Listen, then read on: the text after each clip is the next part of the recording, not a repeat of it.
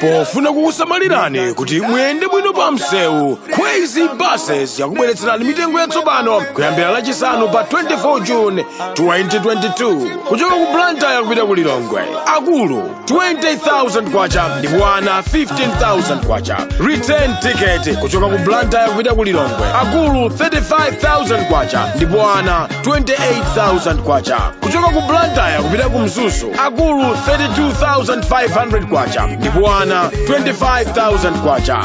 Return ticket. Akulu 60,000 kwacha ndipo ana 47,000 kwacha. Kuchoka ku Mzuzu kupita ku Lilongwe. Akulu 20,000 kwacha ndipo ana 15,000 kwacha. Return ticket. Kuchoka ku Mzuzu kupita ku Lilongwe. Akulu 35,000 kwacha ndipo ana 25,000 kwacha. Mitengo iyi yamba kugwira ntchito lachisanu pa 24 June 2022. Ngati mukufuna kufunsa zofunsa zina, tangoimba foni pa nambala iyi 0886 780 355.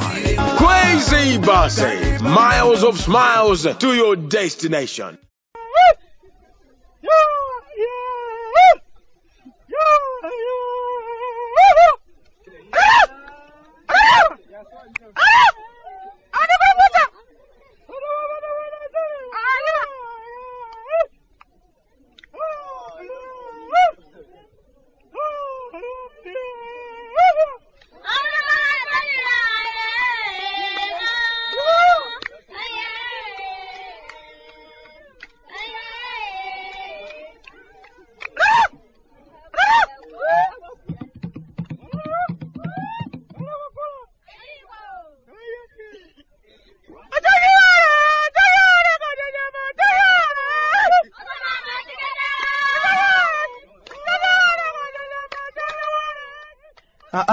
Kala tatemechoka kumudzi Malawi.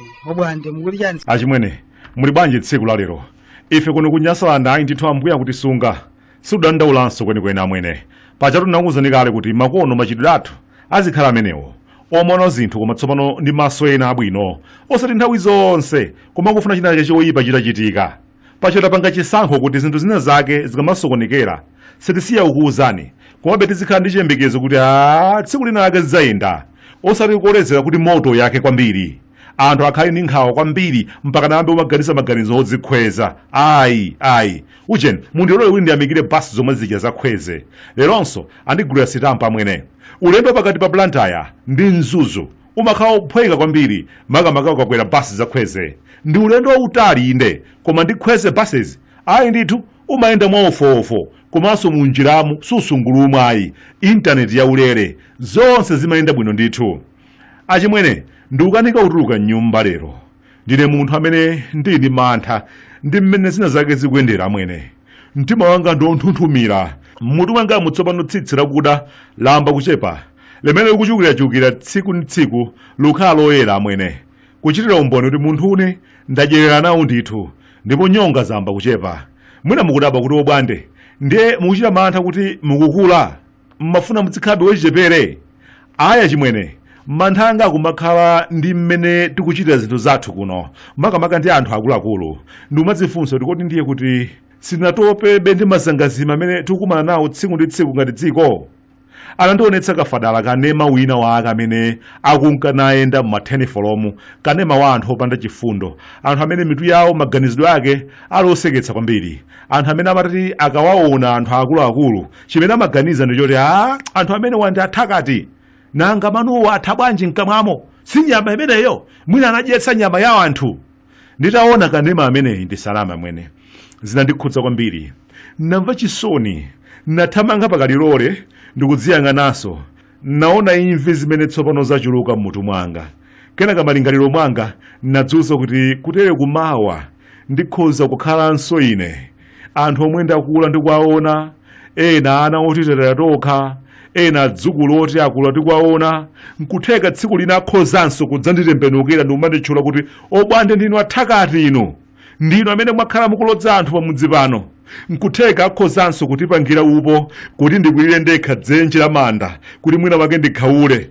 Nditaona kanema wa amayi awiri achikulire kwambiri, amayi amene mudzi wonse umayenera kuti udzikhala pansi ndikumanyadira kuti kwathu kuno tikadali nayo be mikoko yogona ukafunsira nzeru. pajama ati akulu ndi mdambo mozimira moto, koma ayi ndithu kusankha kuchititsa kaguni magogo osalakwa pagulu, kuwamenya makofi anthu akuluakulu opanda ndi nyonga zomwewo pomati ayi akusungira mphezi m'nyumba mwawo amenewo. Ananu gogo opanda ndi mphamvu zomweyo, kenaka lewu kenaka mdzenje la mandalo khucha. Ndikudziwa mu mtima amalira mokweza kuti abale kodi ndiye kuti tasanduka amfiti chifukwa nyonga zatha, tasanduka amfiti chifukwa takula, koma zoona konsena chokwa kuja ndiye uthakatiwo mwaudziwa lero. Bwanji nanga sindinakutheni konsena chokwa kuja? Izitu ndi zimene zimatichititsa mantha achimwene.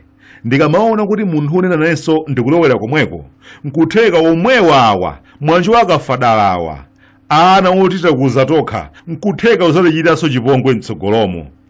Nditamaliza kuonera kanema omvetse chisoni wa munthu wachikulire akuchitidwa chipongweyo, ngakhale chakudya sinachifunenso.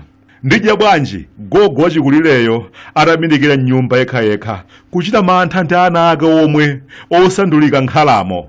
Mpakana pano ndikukana kutuluka muno amwene. Ndikumadzifunsa kuti kodi gogoyo awumati akationa awumaganiza bwanji za ife, awumationera kukondwa? Munthu akuopsa oposa nkhalamo, kusaopa ndithu kukhetsa mwazi kuchotsa moyo wa magogo. Kodi loko madalitso ndiye angabwere bwanji m'dziko la mtundu oterewu, dziko lomwe mizimu ya magogo osalakwa amene adaphedwa, ena kuchita kuponyedwa miyala, ena kuchita kutenthedwa ndi moto ikumadandaula tsiku ndi tsiku.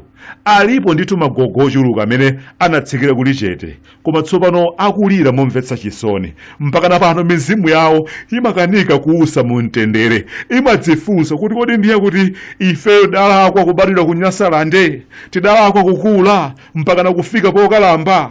Kodi ufiti ungapose pamenepo polimba mtima kunyamula mkono wako kufika povumbulutsa khofi pa nkhalamba yopanda ndi mphamvu zomweyo? Pakati pa nkhalambayo ndi uyo wochotsa moyo wa gogoyo, mfiti ndi ndani? Ndikudziwa chimwene kuti kata leloyi yakubalalitsani, komabe mungonimvetsera chimwene. Ndinebe munthu odzala ndi mantha muja ndafotokozera muja chimwene. Takhetsa mwazi wa anthu ochuluka osalakwa. Tikuyenera kupemphera kuti Mulungu atikhululukire. Chifukwa chake miliri sikumatichoka pakati pathu. Pena nkhani zake zimakhala zili ngati zimenezi. Kumapezeka kuti nzaka zino nthenda yakhate kumayambiranso, anthu ochuluka mamwalira ndi kolera weniweniyo. Nzaka zino kumakambanso kubweranso kwa poliyo, njala nkumakhala yangonagona chaka ndi chaka. Chaka ndi chaka kulima, koma chaka ndi chaka kumakhala opemphapempha. Zinazi zikufunika kulapa amwene. Chaka ndi chaka mvula nkumagwa yoononga ngozi zosakata. Pena pake mizimu ya magogo osalakwa ikukanika kuusa mu mtendere. Ndiye zikachitika chimwene ngati zachitikira magogo awiri akuoneka mukanemawa, timangolankhula kuti ayi zomvetsa chisoni, m'malo moti tikhale ndi nthawi yoti timuthandize gogoyo kuti moyo wake ubwererenso mchimake. Ayi ndithu sititha. Chipongwe chimene timachita kwa anthu akuluakulu chimakhala mpakana muyaya, ngakhale tsiku la imfa yawo samayiwala.